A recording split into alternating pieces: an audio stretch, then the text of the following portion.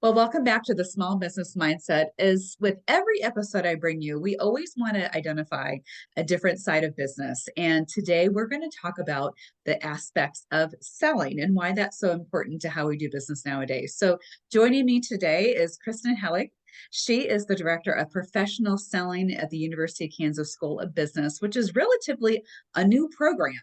And I think I'm just so fascinated by you and what you do, specifically because this is a lane I know I'm going to totally date myself. When I was in college, this didn't exist. And quite honestly, entrepreneurship programs that are more specifically geared towards businesses didn't even exist. And it's really broadened our scope of what we are. So Kristen, very welcome very much to the podcast. And thanks for joining me today.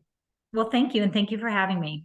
Absolutely. Do you mind kind of telling us how this program and you leading the charge here even got started at the University of Kansas and why this is important? Absolutely. So my background and career is in consultative sales. So I did that for a living. I worked in industry for Hallmark cards for many years and kind of pivoted my career trajectory and started teaching as a marketing lecturer at KU about 9.5 years ago. The sales program was the brainchild of two alumni, as well as Dr. Kassan Joseph, who is our area director of the marketing department. And they just wanted to recognize the art of professional selling. They wanted to recognize that it is, a key function of every business. People need to sell things to keep their doors open, usually, whether it's a product or a service. And so they created a certificate program that allowed students to kind of self-identify as, I'm interested in selling. I want to obtain these skills. I want to maybe even polish up this skill set. And so the certificate was launched at KU in the 2017 academic year. And so we had our first graduates. We had a very small number of graduates. I believe it was under 10 in 2018. And as the program started to grow, it became a little bit too much for Kassan to handle, to be honest. He, with all of his other responsibilities and his research. So he asked me, knowing that I had a background in sales, he said, "Hey, would you like to maybe teach this class and start working on the program?" And I welcome the opportunity, and it's been a lot of fun to grow the program from a small base of 40-ish students to now we have over 380 in the program pursuing a certificate in consultative sales. This past fall, we added a minor, so somebody could major in marketing, major in analytics, get a minor in consultative sales. And it's been fun to watch the program grow and really allow consultative sales to get the appreciation that I think that the industry warrants. I think that there are a lot of really bright, smart sales people that are really good at what they do, and it's nice to see that that the entire industry of sales is really being appreciated more right now. I love that. And thanks for that, background and trajectory. I know as I've worked a little bit with students over the years, it's fun to see as I started working with them probably, I don't know, 6, 7 years ago, I would ask them, like, what are you doing after graduation? And I didn't know what I was doing after graduation, but it's always fun to see what their answers are and what a shift has taken place going from a traditional, like, corporate America. I mean, working for a bigger business and working in analytics or strategy or management. And that shift has been huge. To really, I hear a lot of people say, I'm going to go into sales. And I follow up with, and what are you going to sell? And they're like, it doesn't matter. I don't know. I'm going to sell anything. I'm like, so why is this so relevant now? Why is selling and getting those tactics and strategies, why is that so important right now? I think there's just more awareness with the ability to communicate with other people and create opportunities and have really good value-based conversations. I think it's just recognized more as a skill set. I think there's also been a lot of publicity that's centered around what type of skill sets and what kind of traits do we see in our C-suite, in our leaders. And I've seen statistics where 60% of all CEOs started out in a sales role, and 75% of CEOs at one point have sold their company's product.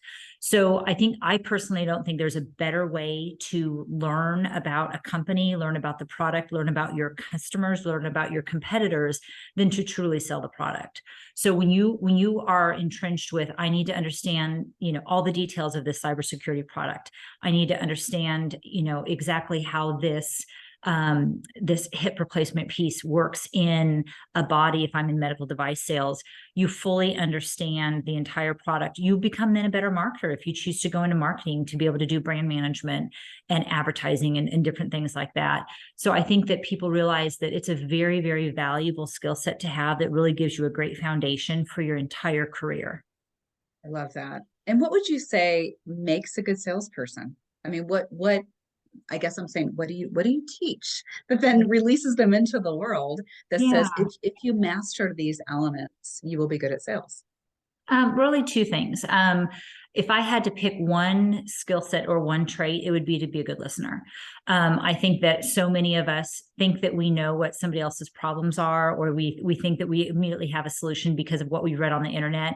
But if you sit down with somebody and really listen to what they value and what their pain points are, you can offer really good tailored solutions to that person based on their needs, their values, their core concerns, their pain points. And so I think that being a good listener is really important. And if you were to expand out of that in terms of what is important, I think it's really important to understand the entire process. So we really teach value-based selling at KU in terms of the process of really 4 steps. How do you ask really good questions to understand somebody's business? Because when you ask really good questions and truly listen, then you're going to be able to, the next step, present a really good solution. So you're going to be able to take in what you've heard, say, you know what, I have a product or service that's going to solve that problem. I find that most problems come down to one of 3 categories. You want to save money, make money, or reduce your risk. So if you can identify how does your product or service hopefully, manage one of the things that they're concerned about, or many things that they're concerned about, that's a win. The third step is, how do you anticipate objections and overcome objections? I think objections are really just merely questions. A lot of times they don't understand how your product adds the value that you're seeing it. They just don't see the fit or the connection yet. And then finally, how do you ask for their business? How do you close a sale? So we really teach sales students to really master those 4 steps, really refine them, get really good at them, and then overarching skill set layered on top of that would be really good listening in all areas in all 4 steps.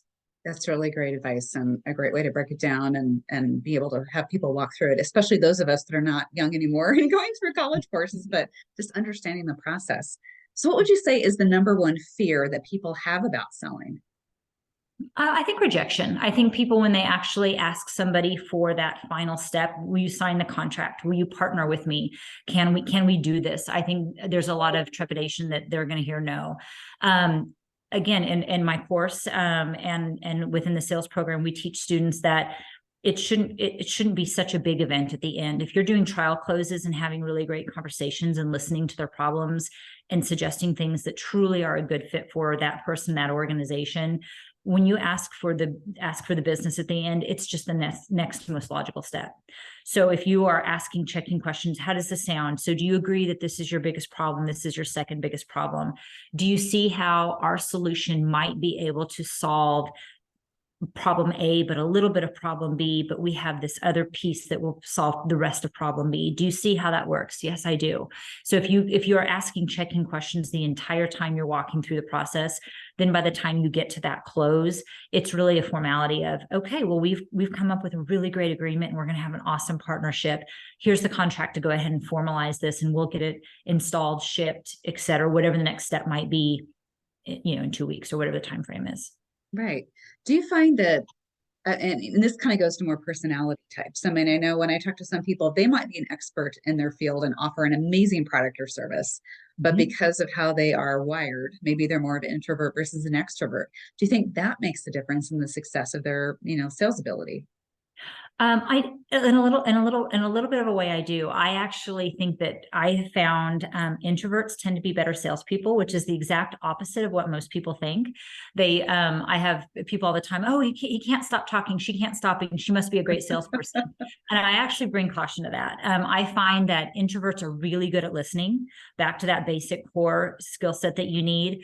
And whereas I'm an extrovert. As extroverts, we tend to be thinking about the next great thing we're going to say. So if somebody shares with me their problem, I'm thinking, oh, I've already got a solution. I know exactly what I'm going to do to tailor it, and it's going to be great. And an introvert is listening, truly listening more than an extrovert is. And so they're picking up on a lot of little nuances that an extrovert tends to miss. And so when they present a solution, it usually is an even better fit of a solution than what the extrovert would present, because back to those key listening skills, back to the fact that they're listening.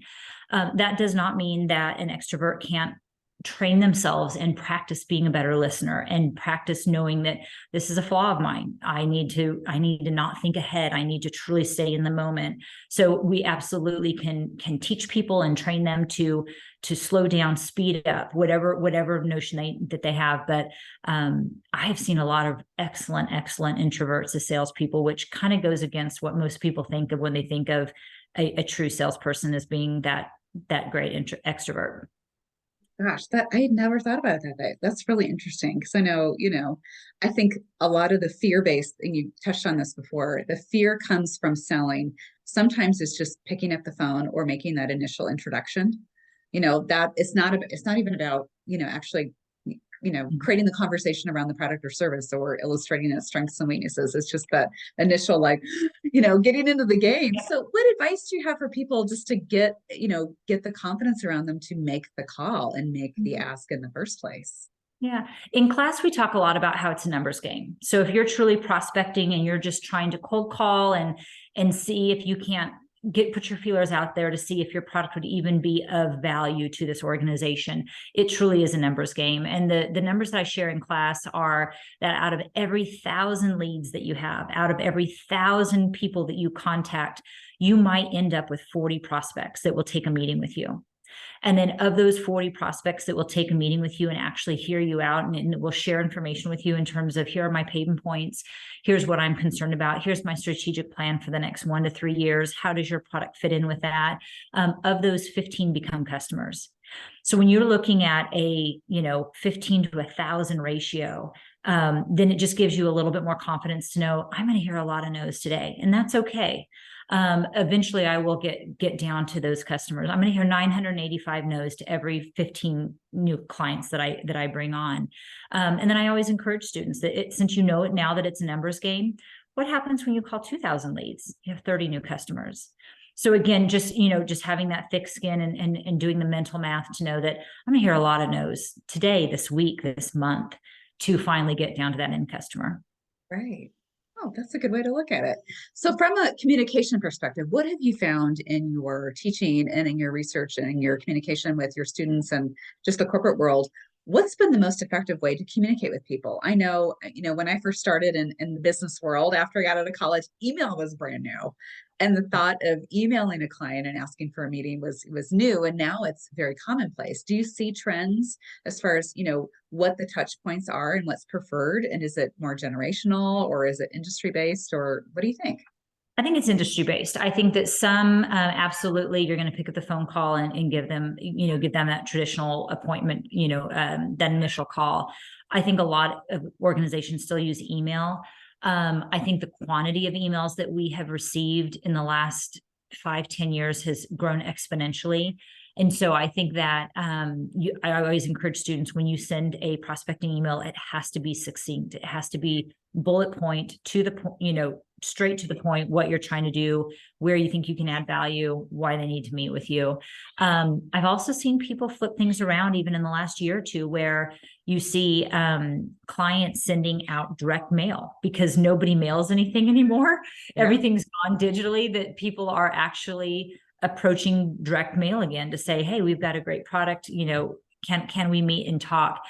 So I've actually seen more and more usages of direct mail lately. That's interesting. What is your opinion on social media sales? I know that I'm pretty active in LinkedIn. I know you are too, and I know that's been a great business referral source for me. Not a sales tactic, but more of a referral connection. But I find, and it's ironically enough, it's mostly a younger demographic. They will send me a LinkedIn message, and it is this long. I mean, it's a sales pitch, and for me, it just goes. It's kind of an email, but it's not. But it's. I feel like they're trying to pitch me before they've even pitched me. And I feel like they're doing it a little backwards. But so what's the value or the devalue of social media sales pitch? Is that even something we should look towards? No, it absolutely does exist and it's out there. I apologize. I was thinking earlier in terms of more of a traditional setting, but yes, Sure. social media is absolutely used. I think it's used by younger generations and it's more receptive by younger generations.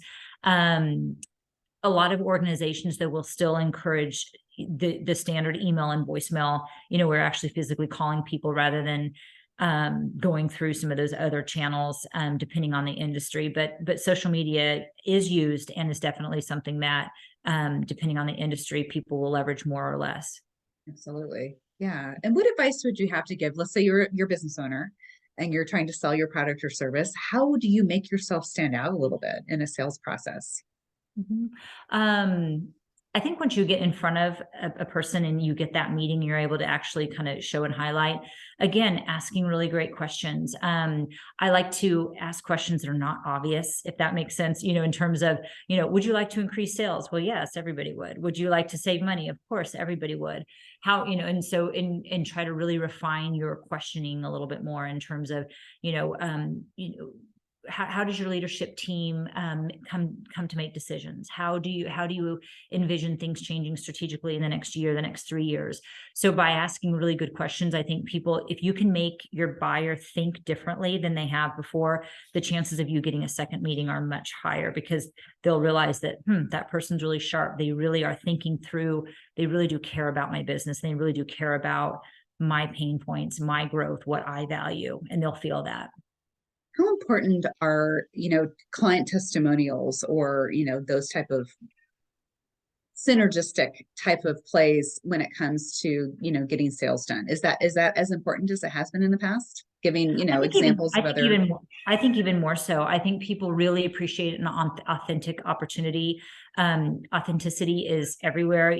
Nobody likes the robo email, the robo,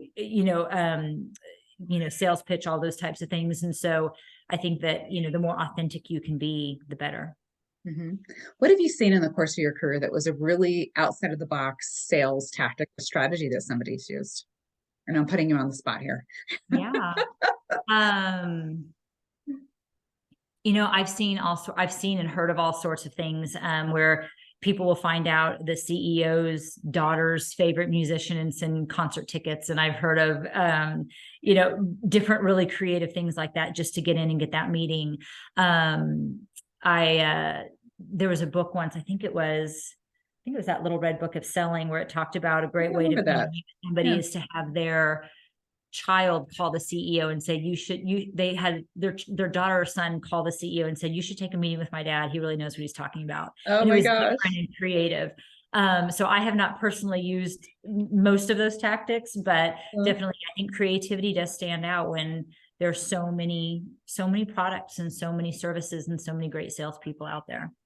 Absolutely. Well, Kristen, you've given our listeners a really good, just overriding perspective on how to think about sales a little differently. I mean, I know I've learned a bunch of stuff just in the few minutes we've talked about through this. So, if we are not in the student environment in our life, what's a great way for us to get connected with, what you teach? Is there maybe more of a adult course that could be taken online?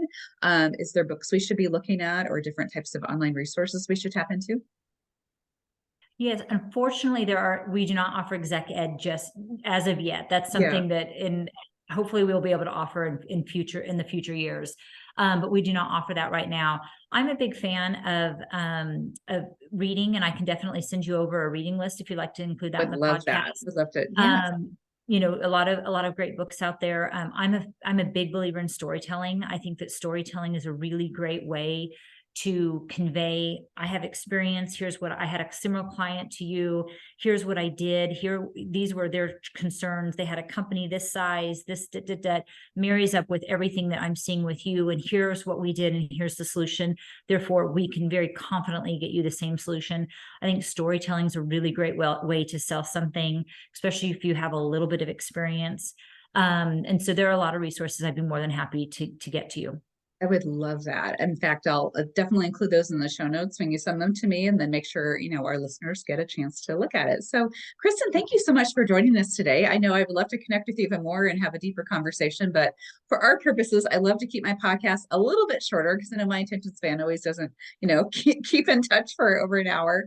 But I just want to thank you again. Kristen Helling is the Director of Professional Selling at the University of Kansas School of Business. I'll make sure to include a website link for all of you if you are interested and seeking out programs like this, then you are welcome to connect with her. But Kristen, thanks for your time today. Thank you for having me. I appreciate it.